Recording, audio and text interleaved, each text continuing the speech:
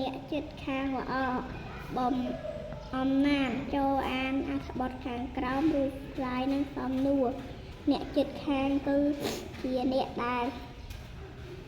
រាប់អាននៅក្បែររស់នៅក្បែរផ្ទះយើងគ្រប់គ្នាគ្រប់ទីកន្លែងអ្នកចិត្តខាងល្អគឺជាអ្នកដែលចេះគោរពស្រឡាញ់រាប់អានគ្នាហើយចេះគួរសមដោយមិនរើសអើងចំពោះគ្នាពេលមានទុក្ខធុរៈដូចជាមានពិធីរៀបការពិធីបុណ្យទានពេលមានអាសន្ននិងមានកិច្ចការធ្វើកិច្ចការរវល់ផ្សេងអ្នកចិត្តខាងតែងតែជួយគ្នាទៅវិញទៅមកពេលមានចំណែកម្ហូបអាហារឆ្ងាញ់យើងតែងចែករំលែកគ្នាហូបលើសពីនេះទៀត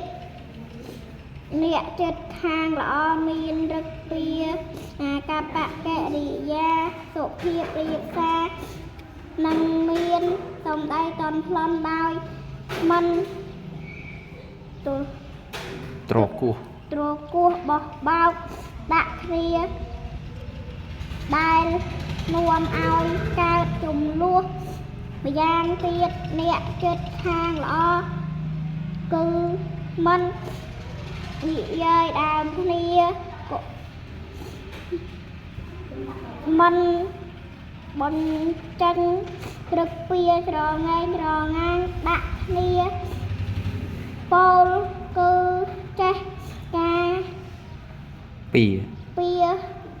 និងគោរពសិទ្ធិគ្នាដូ